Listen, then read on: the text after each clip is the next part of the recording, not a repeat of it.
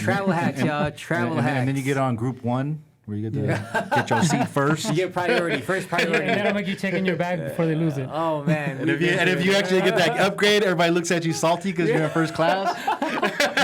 They're walking past you. What's up, everyone? Welcome to District Talks, a podcast where we're going to be discussing the evolution of breaking with some of my good friends that have made an impact in the breaking scene. In today's episode, we have a returning guest, Freestyle Sessions founder, Cros1, and the general himself, Roxrite. OG, Red Louisiana 1 All-Stars, the Squadron, Renegade Rockers. Thank y'all for being here. Right off the top, what did you guys do to kind of maintain your relevancy in the scene? Damn. I think for me, my relevancy started more with through competition at first. And then after winning some of my first big battles, I started investing in camera equipment and utilizing media as a form to tell my story a bit more in depth. So the people that break could relate to me or have an understanding of where I come from, what I was doing. And I think that really helped my image in terms of people understanding me beyond the competition. So when I made my DVD in 2006, I had bought a camera in 2004 or 5 with my mom's credit card to use that to document my journey. And that helped me a lot, actually. Because I remember when you were cutting your video, we were in Brazil at the World Final, and you were showing me your first solo video. Yeah. So that's like the real B-boy hustle. So you're also selling your videos and at the same time staying relevant by people purchasing these videos. And when they see the videos, they're like, all right, this is Roxrite. Let's fly this guy out to the next jam. Yeah, that helped a lot because, you were judging UK Champs, and I think after UK Champs 2005, that really catapulted me into the world. Yeah, that was a coming out party on an international level. And because I had documented so many things already with just footage that I had held on to from the past, and then having bought this camera and all this equipment to document the rest of my journey at those moments, they were pivotal for my career that really helped leverage me to stay relevant on a different level. Yeah, and then with you, Cros, it was like building an underground ecosystem of just these VHS tapes, DVDs that were getting sold around the world, but at the same time, it kind of helped with Freestyle Session, and it helped give exposure to a lot of breakers that ended up getting flown around the world, right? Mm-hmm. Well, for me, it started even before Freestyle Session. It's just like I was saying earlier, just free flowing, talking earlier, but just being present. Even before when I was battling and just traveling everywhere, it's just being present, coming to Las Vegas and tapping in with people, going to Arizona and battling, and going to San Francisco, going to practice with Renegades and other crews, just being present and following up with people and just being a person, and then of course, going into doing my events, making phone calls. Back in the day, I was sending flyers, like literally with stamps and writing the names and sending them, Pre-Instagram, right? Yeah, and then eventually starting an online platform with freestylesession.com. We had a discussion board, and it became pretty popular, because I think it was in the beginning, it was more just websites where you just read about different scenes. That's how I read about Polsky from Rockforce in the Bay Area scene, was like through some like Dancer's Delight page or Cardboard Only. Yeah, and he had a letter like typed out, like talking about the scene in the Bay. And I had seen videos from the Bay, and I just remember seeing the videos and reading the thing, and I'm just like, oh man, that's the video that I was watching, And then then we had our platform, and then just letting people know that we had the platform, and then just discussing on there. And this is like pre-social media, so that was like... That was the first form of social media. That was the Freestyle Session discussion board was was it bboy.com, was it? Yeah, it was bboy.com, and then Freestyle Session was after, and then of course, like B-Boy World and... that came later, because those were after. Yeah, I remember seeing bboy.com. We used to use that to find out about some events, and that's how we would find out where to go. We we used to use MapQuest to go to jams like Sacramento and all that's these so places. wild. I can't imagine As a life as without teenagers, you know. I can't imagine a life without navigation nowadays. Right? Bro. It's I had like, the how, worst sense of how did direction. we ever do anything back I'm in like, the how day? did you even find the venues? From a different city, you're driving for hours and then No, you show no. How up. about how do we link with people? Like, yo, I'm gonna Yeah. meet you at this time. Like, you had to be there at 2:00. Yeah. That's so Or wild. else you're gonna miss each other. That's a or whatever, different you know? level of discipline right there. Now we're Yeah. so dependent on technology. Yeah. It makes us lazy sometimes. But with all these old videos, this is how a lot of crews got discovered, a lot of individuals got discovered, and how they actually gained a name and made a career out of this dance.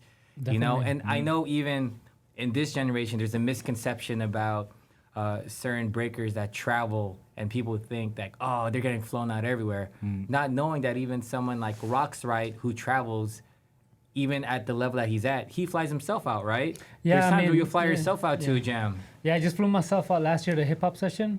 I went out there on my own terms and everything. Usually, a lot of guys that I've seen that have reached a certain level of recognition in the breaking scene, they usually tend to wait for the call. Yeah. And for me, I want to go battle still. So with Renegades, I even flew myself to Massive Monkey Day when we won that battle. I flew myself to B-Boy City. I flew myself to a lot of events in the last 5 years, and I don't really see a lot of guys that have been as active as we have in our age fly themselves that often to events. It's kind of rare. Usually, everybody's, like I said, waiting for the call. But for me, it's just another form for me to go out there and just experience the culture still and experience the dancing and the different places. Moving to Switzerland now and being back and forth. Being in Europe now, for me, I'm seeing a different side of the scene that I hadn't seen before, because I felt every time that they were flying us out was only to see the big world stage battle events.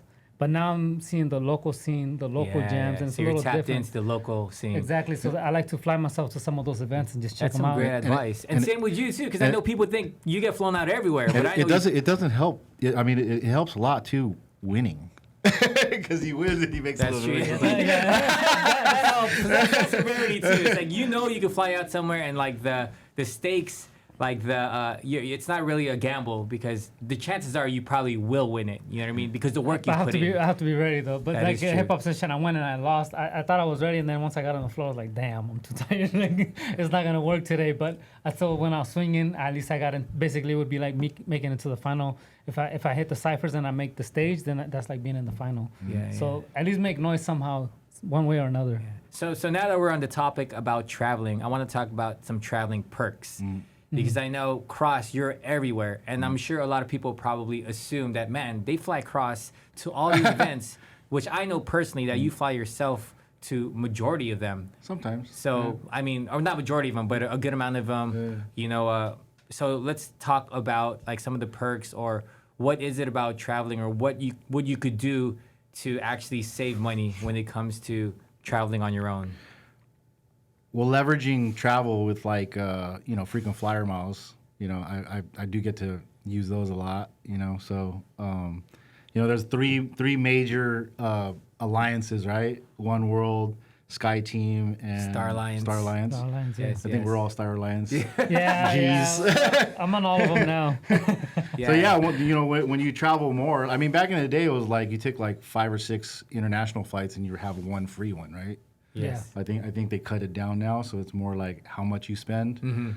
So I try to do Sky Team or Star Alliance as much as possible. It's so I try to do accumulating that. miles, which I don't know if a lot of the b-boys that travel now, if they even have a membership with these alliances, right? Yeah, so I mean, for me, I've been a member of United since 2004. On one of my first trips that I went over to the East Coast to compete, me and D-Rock signed up for the membership for free. And I tell all these young kids now that are coming up or started establishing themselves, I always tell them to join the airline membership because they're free. And you just sign up for it, it's free, and people are paying for your flight, so you're collecting the points, the miles, everything's being collected under your name.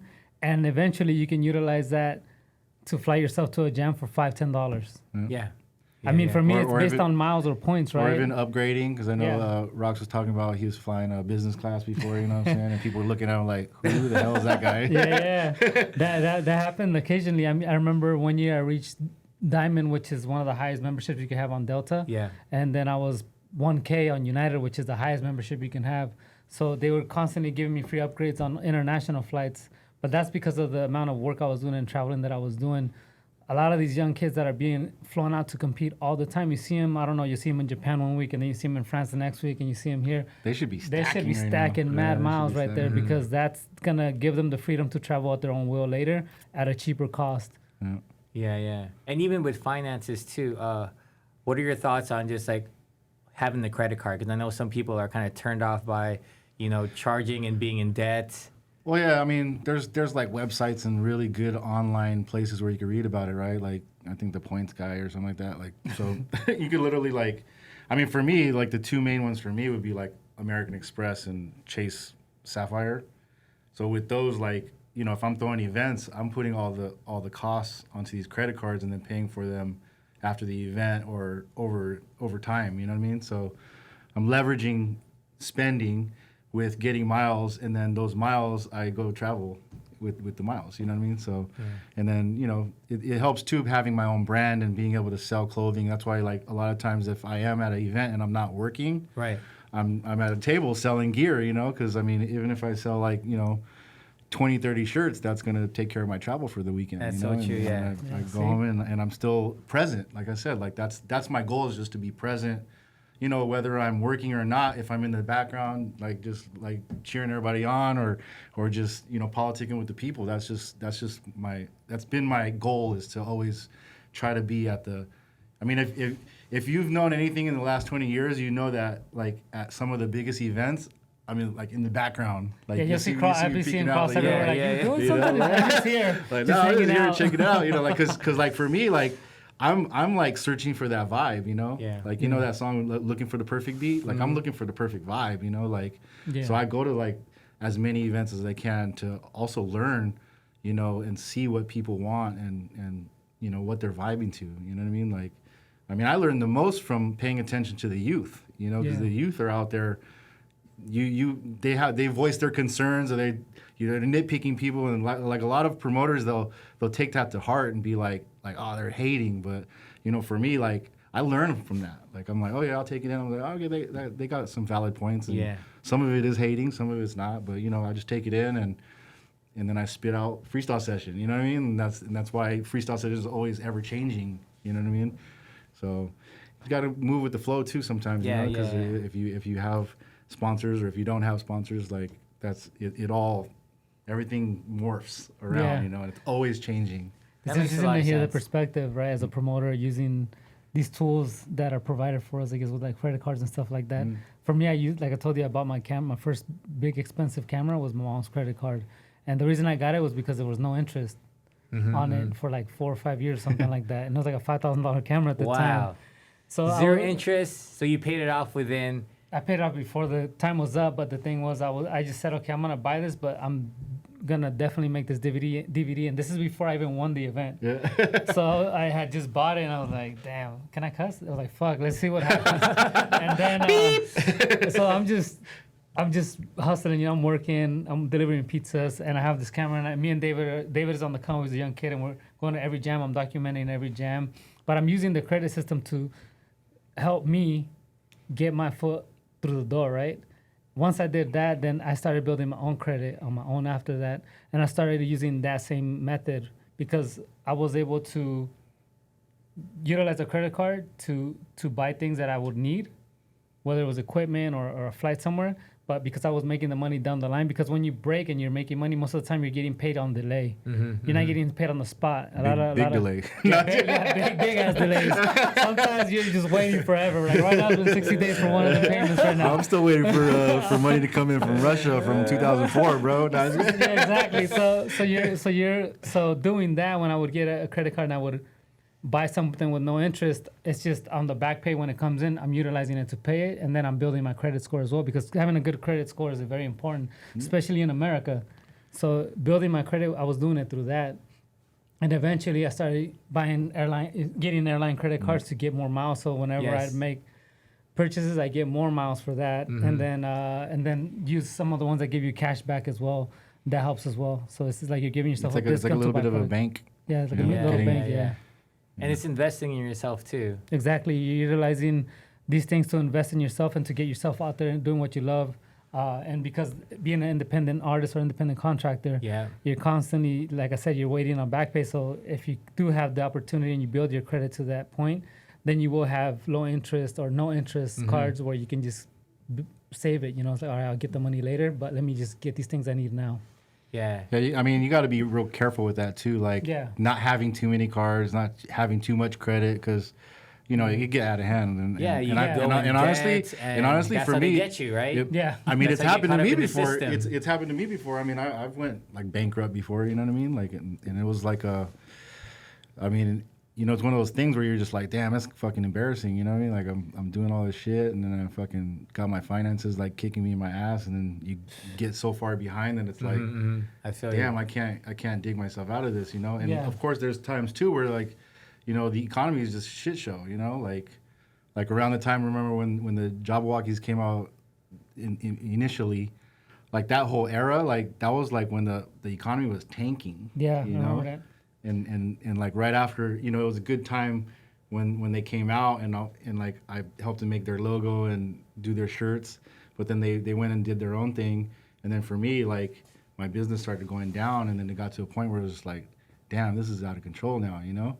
But it's like you live and learn, though. You know what I'm saying? So, but that was the whole world. That's when the yeah. whole world I pretty mean, much the back then economy I was already broke, collapsed, so- right? But you I can't. was You more can broke. you can never know. Like even True. like during the pandemic time when Right. everything shut down, like nobody was making money. Like what were you doing? Like people were turning to the government for money or working like odd jobs. You know, like I was doing like freaking delivery work, like because there was nothing to do. I was like, fuck, I got to get out of the house. I'll just do some deliveries and make some money. You know, and that actually was crazy because that time I like really hustled like crazy when everybody was staying at home collecting money Yeah. from the government. I was like literally working crazy. You know what I'm saying? That it's crazy too because around that time like my dad always like never looked at me like I was a hard worker because I would be at home and I'd just always be online just networking and doing things on my computer, and he never translated it as work.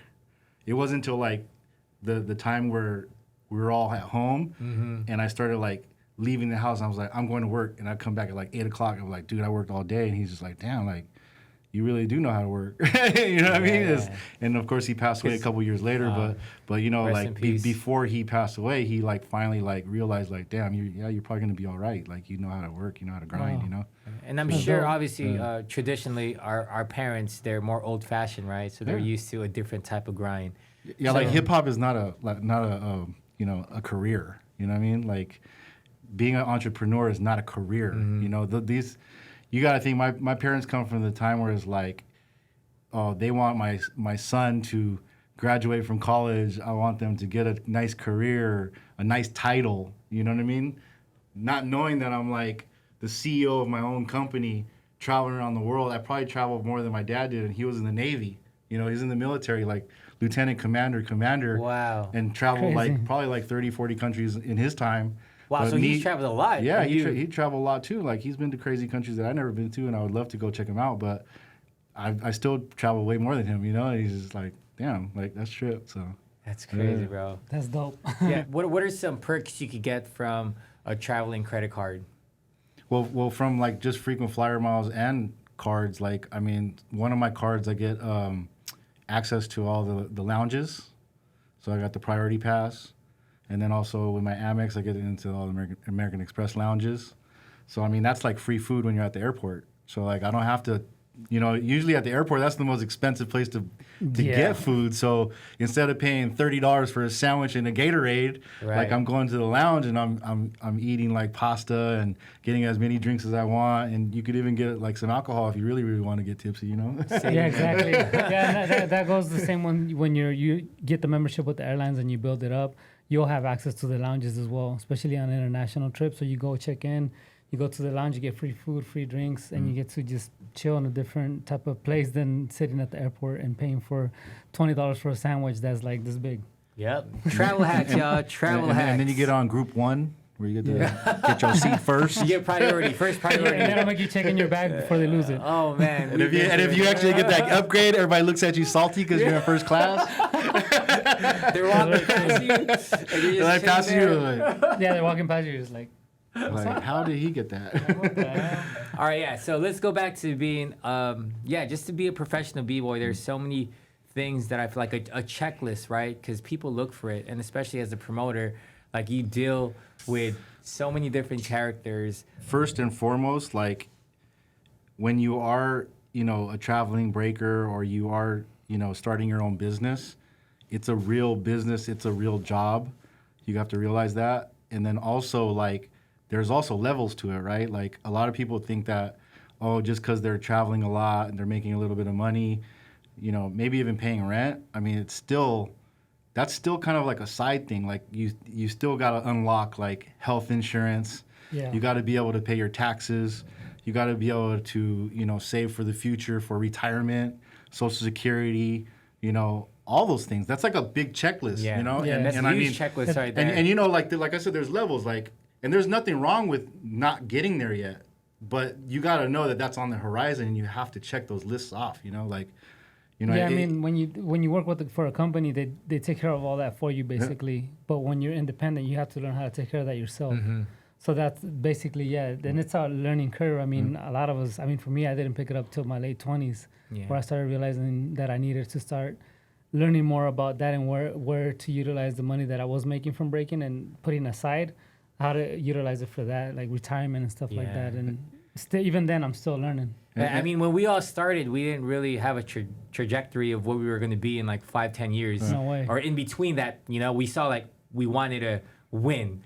Yeah. But however long it took, if it took a few years, it's like what's happening in between that time? Like how are we going to, maintain financially? So a lot of these things, I feel like... this is one of those instances where it's like, you don't want to be the smartest person in the room. You want to go to the room where you're like, you feel like a dummy, like I go into like the offices where people do my taxes and stuff, and I'm asking them all the questions, like, yo, what's up with this and that, and they're just like breaking it down. Luckily, like when I was in my 20s, I wasn't afraid to like have somebody try to do my taxes and asking them questions. Like they're the ones, my original bookkeeper when I first started Freestyle Session, like I just stumbled on it because I used to work for my friends doing street promotion.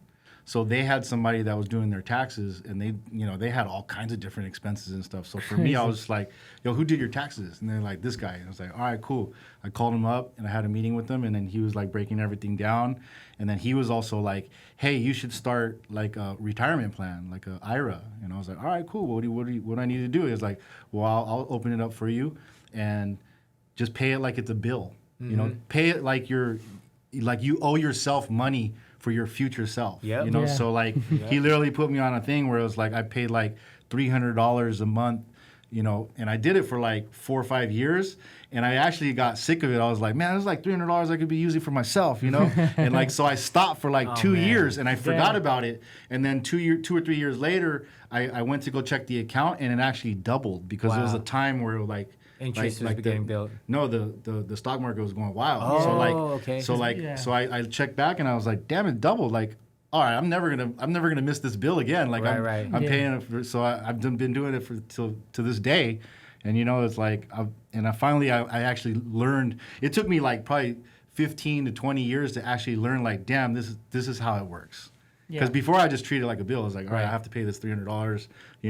And then now it's like, I just seen it as a hassle, like $300 for what? I'm not getting anything out of it. But you don't see anything out of it until you're like 60, which damn, I'm like just turned 50, so that's like 10 more years, bro. Like, it's coming up quick, crazy. So, yeah. I think that's why this discussion is so important, is just changing the mindset, especially for us artists, right? Well, the messed up thing is like here in America, like you don't really learn about that stuff in school. Like they're teaching you like math, English, all this stuff, like, and it's financial literacy. Like one of the most important things that's like a daily thing is like, using money, at the end of the year have to do taxes, all this stuff. Like you don't learn about any of that.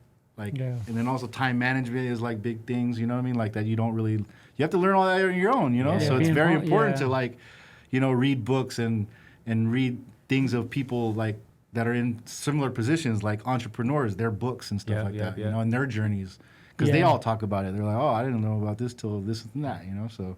Yes, that, and I mean, the discipline is there from dancing because you practice so hard to get good at something that you truly love. But there's a certain method to it, but it's the same thing, like what was he saying?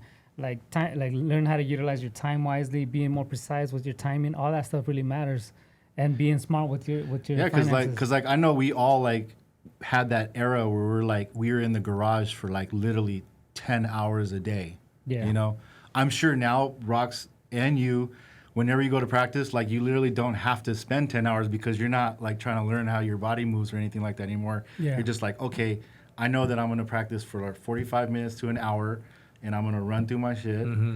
And I'm gonna get on with the rest of my day because I got a lot of time to manage, you know. Yeah, so yeah. like, you know, we don't have those 10 hours a day anymore. I mean, No, I don't have no hours because I'm not practicing anymore. But the responsibilities change as you get older. Our priorities have shifted, completely. I mean, but that's normal. That's and this is life. why I want to have this discussion because you know we've been in these situations when we were younger. So like, how do we prep this new generation to make the right decisions and to still make a living doing this? Because it is one of those careers where you could get turned off by it. Because we've seen a lot of breakers in our generation quit because it was hard to stick with it, right? Yeah. But yeah, let's go back to, we were talking about even taxes. You know, a lot of times we have to pay taxes. So what are some advice you could give to people as far as like what you could write off? Obviously, if we're artists, there's so many things that we could take advantage of, right? I mean, I know what I write off. Like I write off a lot of travel. All the travel, basically a lot of the traveling. The uniform. What you're wearing. Wardrobe for a battle. Your shoes. Your shoes. I mean, how many events are you doing? Every time you do an event, you could probably get a new pair of shoes because you're performing every time you go compete. Those are all things that you're doing every time. You have to keep up the image of what you're presenting, and you're an artist. So when you go dance, every time you go dance, it's like, okay, do I need something? Do I need this? Do I need that? Because you're going to have to eventually pay it all back, and if you don't utilize it. So you have to start utilizing some stuff. When you go to practice, what you buy on the way to practice, if you need a water before you go to practice, you need new knee pads, all that stuff. Those are all write-offs. It's crazy too, because like when I talk to my tax person, they're just like, well, you know, what are we writing on? I literally write off everything because I mean this is my life. Like everything that I do is related to like my life. But it really depends who your CPA is too. Because some can be more uptight than others, you know. Yeah. But also like miles. Yeah. Like I think travel miles True, with the driving to with practice, driving the car Yeah. around and conducting business is big. Yeah. Because that's like 50-something cents a mile, dude. That's big time. Yeah, it's a lot. And yeah, the older we get, I do notice with a lot of breakers that are still staying relevant, because I mean, that was a topic of conversation that we brought up in the beginning, and staying relevant and just diversifying. You throwing events, you obviously starting a clothing brand, starting a podcast, opening up business. Like, what are some other things that breakers could do? And I know in this new generation, it's about social media, right? Like, how can we blow up on TikTok or whatever it is? But like some advice that you could give this new generation, like what else could they do to just amplify their career? I mean, what he was saying what made perfect sense, resonating with everybody, you know, like investing in yourself. Like, I mean, everybody has a cell phone. Like, you don't even have to buy a camera anymore. You could use like your iPhone. There you go, right? And literally blog. You don't have to borrow your mom's credit card to spend $5,000. Like I'm on the part of my career where like I'm trying to get into a shell. Like I want to like not be on social media, but I mean, if I was in the position where I have to put myself out there, like. Yeah, put yourself out there as much as possible, you know, like get into all these conversations and I also think of it in a way where I would say try to be the same way that you try to innovate in breaking and the way that your approach is, try to be the same way in what you're creating for online. I think it's really easy to follow trends or fall into what's hot, but if you are creating what's hot as well is very important. I think that a lot of us sometimes don't look at breaking that way in the way that we present it for ourselves individually. So I think it's important to really think how Outside could you box, re-innovate the image of breaking, because everything we've been doing it is a certain way, but there's certain things that have hit because breaking took a different turn to create something different, right? In the way that we present it. So I think that's really important as a b-boy. The same way that you innovate your moves and your style in breaking, think of how to be that creative with your content. Yeah, because a lot of people are scared to take risk. I would say that too. Right? Yeah. They want to see someone fail first. Like, okay, well, let me stay away from that. Well, you got to be kind of fearless. Like breakers are fearless. Like they're literally trying to fly. You know what I mean? So be fearless when you're learning how to edit videos. Be fearless when you're trying to learn how to do your taxes. Be fearless when you're trying to learn how to like invest in the future. You know, I mean, I've seen a lot of b-boys doing Bitcoin and you know, getting into the stock market and all kinds of other things. You know what I mean? Like even meme coins, people are going crazy. With that. I mean, I wouldn't do too much of that, but yeah, I wouldn't do too much of that. But the thing is, just find whatever you can to help do what you love to do and be free with what you do, right? Yeah. That's the end goal, I think, for everybody. They all want to do what they love. Unfortunately, not everybody's going to make it. But if you are making it and you are starting to get there, start utilizing all the other things to try and help leverage yourself to a new position, right? So take credit cards, take the mileage memberships, do all these things to help get yourself in a position to utilize that to keep yourself moving around. Yeah. And being present. And being present, because we have to be present, right? That's the most important thing.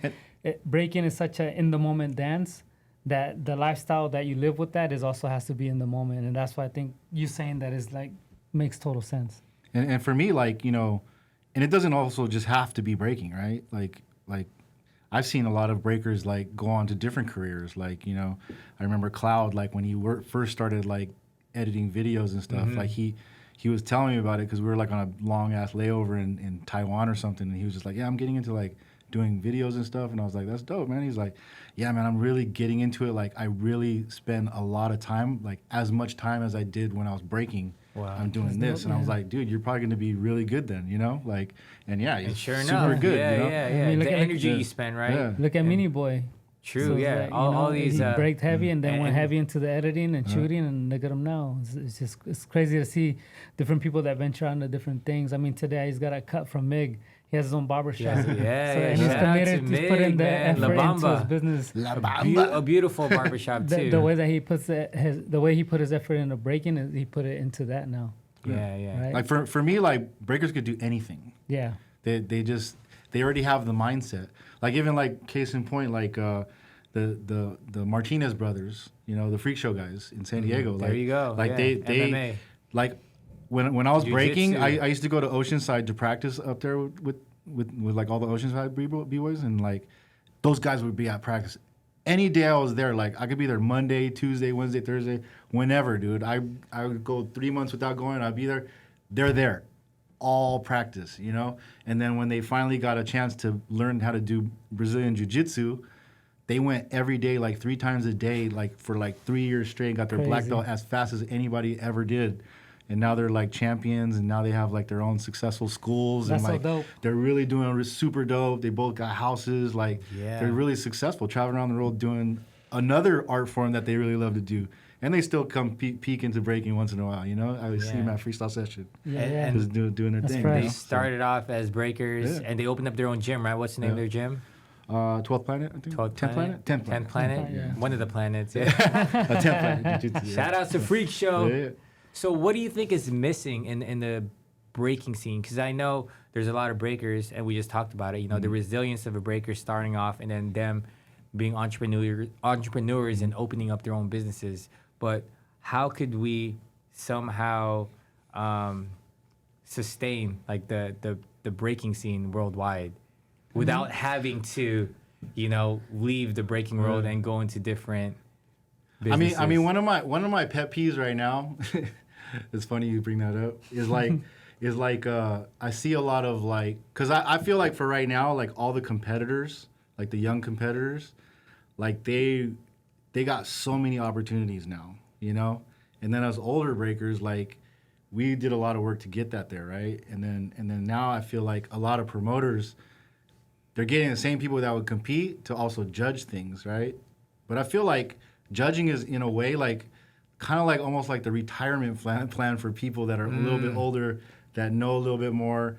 Like they should kind of be in those seats, you know? Okay, And like, we talked about this. Yeah. That's true. I agree with that. So like if you take that away, then there's no real reason for like the older heads to like kind of be around. Like there's no like, I don't know.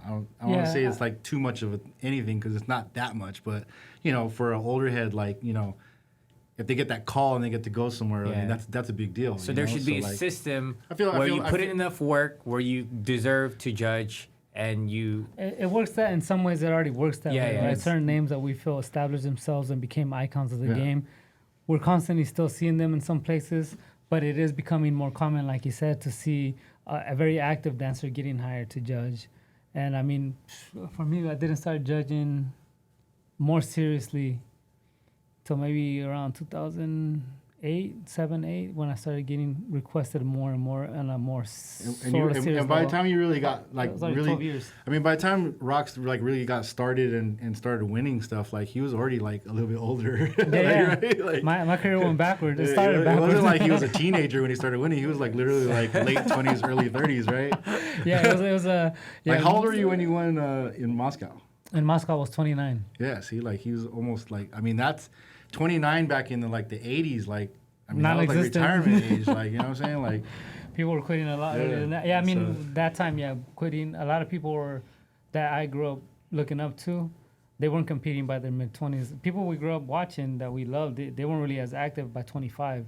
Even though they were still active in the scene, they weren't competing the way that me and you competed in our mid-20s. Right, yeah. Into our 30s. Yeah, so like right now, I think the older heads are like, you know, they're becoming teachers, mentors, you know, and all those people that are coaching and stuff. I mean, yeah, they should be, you know, judging too. I mean, maybe a little bit somewhere further from their hometown, because if half of their kids are the ones that are competing, they want to be too biased. But you know, like, I mean, those are the people that are in the mix. Like, they're the ones that are like really doing the legwork right now. You know what I mean? Yeah. So, Yeah, I mean, this could be a whole episode. I know, you know? yeah. But I don't need to mean to like really nitpick that, but that's just something that really stands out, and it's been kind of like. I like talk about it a little bit, but I don't like to talk about it too much, because then people just be like, well, you're just mad because you don't judge or whatever, you know? Like, I mean, I haven't really judged too much, like, and I'll be honest, like, usually my judging comes from people not showing up, or I'm just around, and then they're just like, hey, man, the guy didn't show up. Like, can you take so-and-so's place? I'm like, yeah, sure, fuck it, you know? Like, I'm but, here. you know, it is what it is, you know? Yeah. So what are all the positive things that you see in the scene right now? Because obviously, I feel like with the scene, we have our ups and downs, and post Olympics, have you seen any? I think it's just the opportunities that are there for the youth and the younger people to continue to learn to dance. Now it's more accessible for everybody, and the talent is just getting better and better every year. So you're seeing the progress develop, and I mean the skill develop very soon, like at an earlier age. When we were kids, we never saw 8-year-olds doing the amount of air flips they're doing now, with the musicality that some of them have, with the style presence that some of them are developing. It's just very interesting to see where we're at. A lot of the teachings are starting to show and pay off for a lot of younger talent. And I think that's the positive. I think we also have to remember that this is going to always be our own thing. And we can never lose sight of that. We got to, wherever it goes, the positive is that people are still throwing events. We dictate where it goes. We dictate you know? where it goes. Instead of continuously waiting for someone to come save us, we got to save ourselves. So I think it's just, at this point, I think a lot of people are realizing that. Yeah, and not being too dependent on like the outside. But I mean, other disciplines and other things, they're unapologetic. And for some reason, we try to please everybody. And it just doesn't work that way. We fall in love with something because it is unapologetic. What did breaking start? It was a rebellion to something, right? Because the system was messed up and they weren't giving these people even just the regular life to be able to live comfortable. They were all struggling, so they came from neglection, right? And then in breaking, now we're trying to be accepted when we come from that environment. That's the way this whole dance even became what it became. And now we're trying to please everybody else except ourselves. Yeah, that's so true. It's like, let's take it back to us and let's control it ourselves. Yeah, I mean, that's one of the things that I like too, is like people did control, like they took control, like, you know, like you opening up the district, you know, I mean, you didn't do it, like you did it way before all this Olympic talk, you know, and then the Olympics came, I feel like more schools started springing up. And yeah, there's a lot now, you know, and I think that's dope because it gives people a path. Like, you know, you attain the skills to become a good B-boy or B-girl, and then you could transfer that into being a skillful teacher, a skillful mentor, you know, eventually, you know, learning how to DJ or learning how to, you know, throw events, learn how to throw camps. Like, you know, those are all different skills that we all pick up, and it's all for us, by us, you know. And I'm you know, I think that's the way, you know, like not saying like, you know, waiting for that call from a sponsor or waiting for other people to do it for you. Like, we have to do it ourselves, you know. And I feel like that's the one thing that for us that was happening on the lead up, and then now after, you know. That's true. We just gotta go back to that again. I mean, none of us are stopping. The people involved, they're all in it already.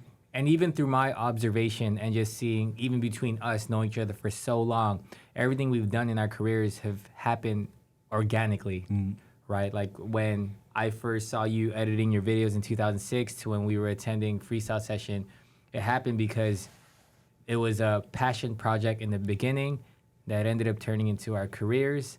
And even with this podcast, I know we talked about this. This was actually an idea that Cros1 and Wicked came up with, and it took years to make happen. And now we're here, right?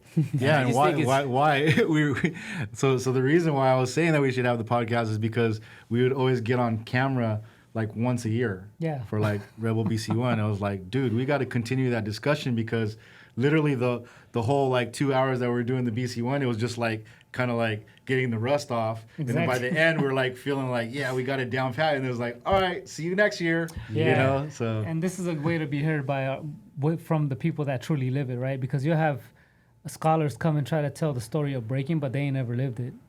And none of us are writing books. None of us are in the academic world teaching breaking to the world, right? Or to the school systems. But this is our way to be able to present it to the world.